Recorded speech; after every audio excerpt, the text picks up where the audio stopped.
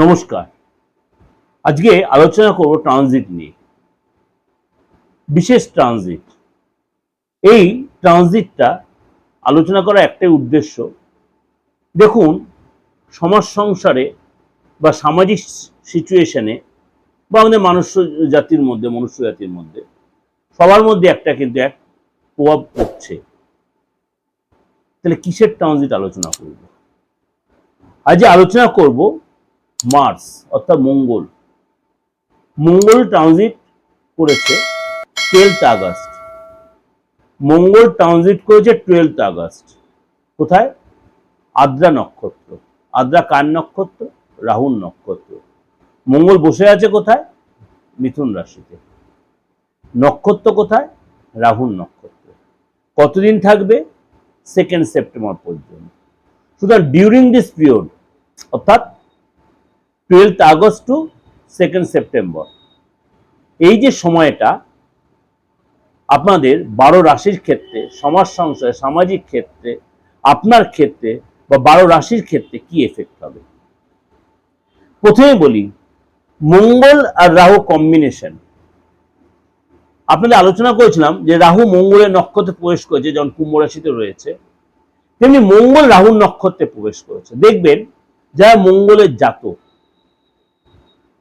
বা কুম্ভ রাশির জাতক যারা, তাদের ক্ষেত্রে একটা এক্সট্রা প্রভাব বিস্তার হচ্ছে, দেখে নেবেন। আদার্স 12 রাশি আলোচনা করব।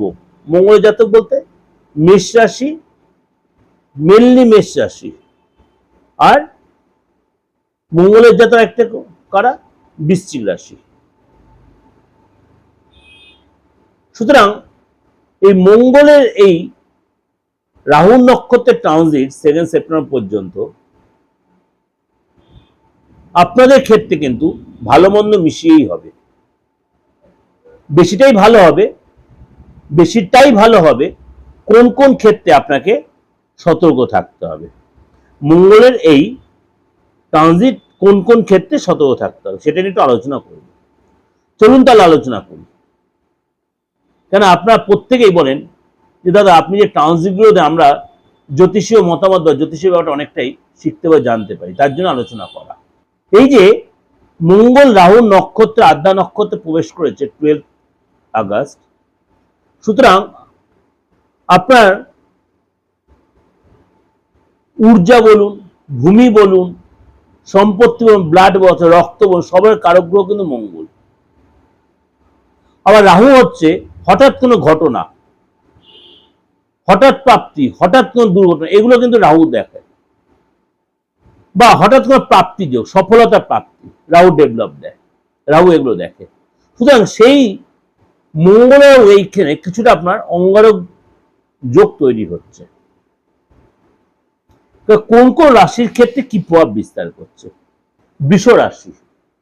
বৃষ রাশির ক্ষেত্রে আপনার জন্য কি নিয়ে আসে? আপনার 2nd হাউসে মঙ্গল বসে আছে, সেখানে রাহু নক্ষত্রে ট্রানজিট করেছে। আপনার ফিনান্সের দিকে বলুন, ফ্যামিলির ক্ষেত্রে বলুন, এটা সবই 2nd হাউস কিন্তু দেখে। কমিউনিকেশন, আপনার এসে সাহস বাড়বে, আপনি নিজেকে অনেক বেশি এনকারেজ করতে পারবেন, সেভিংস করতে পারবেন।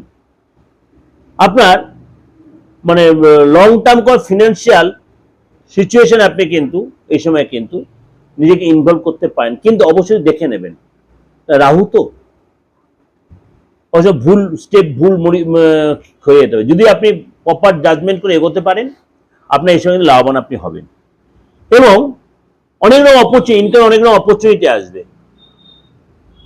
হার্ড ওয়ার্ক করে ইমপ্রুভ করতে পারবেন, ফিনান্সিয়াল জায়গাটা স্টেবিলিটি আসবে। আপনার কথাবার্তার মধ্যে কিন্তু অবশ্যই সংযত রাখবেন, কথাবার্তা সংযত রাখবেন, পেশেন্স রাখবেন, ডিপ্লোমেসি ভাবটা অবশ্যই বজায় রাখবেন, এবং ফ্যামিলির সাথে অবশ্যই ঘুরতে যেতে পারেন, বিশেষ করে ফ্যামিলির সাথে কথাবার্তার সময় সংযত থাকবেন, তাড়াহুড়া করবেন না, হড়বড়ি কোনো স্টেপ নেবেন না। অর্থ দেওয়ার ব্যাপারে বা নেওয়ার ব্যাপারে বা ডিলিংস এর ব্যাপারে একটু যত্নশীল হবেন। আপনার বেটার অপরচুনিটি আছে। কিসের অপরচুনিটি? ইনকামের অপরচুনিটি। আপনি যে ওয়েতে ইনকাম করছেন সেখান থেকে এক্সট্রা কোনো ইনকামের রাস্তা, বা আদার্স কোনো রাস্তা আপনার খুলে যাবে। ফিনান্সিয়াল যে প্ল্যানিং করছেন সেই প্ল্যানটা সাকসেস হবে, কিন্তু এটা গোপনীয়তা মেনটেন। ফিনান্সিয়াল যে প্ল্যানিং করছেন আপনার কিন্তু অবশ্যই খুব ইম্পর্টেন্ট, এটা কিন্তু আপনার জন্য যথেষ্ট ভালো। ফ্যামিলি ডিসকাশন অবশ্যই করে নেবেন। কোথাও যদি বড় কোনো ইনভেস্ট করছেন বা কোথাও কিছু কেনাকাটি করছেন, সম্পত্তি কেনার ব্যাপার, আপনি কিন্তু এই সময় কারোর সাথে আপনার হিতাকাঙ্ক্ষী কোনো ব্যক্তির সাথে কনসাল্ট করে নেবেন। এবং আপনাকে কিন্তু এই সময় মানে কথাবার্তার মধ্যে একটা কথা বারবার বলছি, তর্ক বিতর্ক এড়িয়ে চলে কথাবার্তার সংযত থাকবেন। কাউকে আঘাত দিয়ে কোনো কথা বলবেন না, তাহলে কিন্তু আপনি সুন্দরভাবে সেটা ম্যানেজ করতে পারবেন।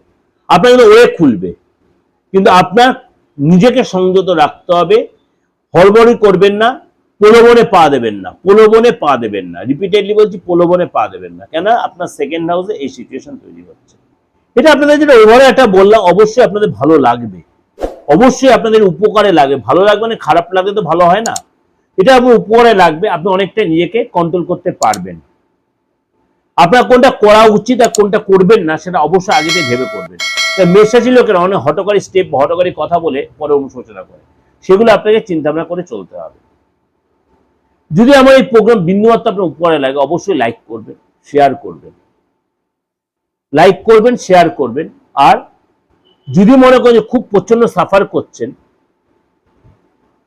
টাইমটা খুব শর্ট, কিন্তু শর্ট টাইমের মধ্যে অনেক চাপ হয়ে যাচ্ছে, তাহলে কারোর সাথে একটু কনসাল্ট করে প্রপার রেমিডিয়াল মেজারমেন্ট করলে, তাহলে একটা রাহু গোমেদ পড়ে নেবেন না, মঙ্গলে একটা পলা পড়ে নেবেন না, ভুলে এই কাজটা করবেন না। আপনি খুব বেশি হলে এই কাজটা করতে পারেন, নমো হুংসি মঙ্গলায় নম, নমো হুংসি মঙ্গলায় নয় মন্ত্র করতে হবে।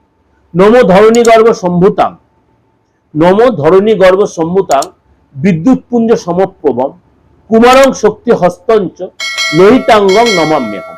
এই মন্ত্রটা খুব ভালো করে করতে পারেন, কিছু না হলে অন্তত 17 বার করুন, দেখবেন আপনি অনেকটাই ঠান্ডা হয়ে গেছে। এগুলো ছোটখাটো করতে পারেন।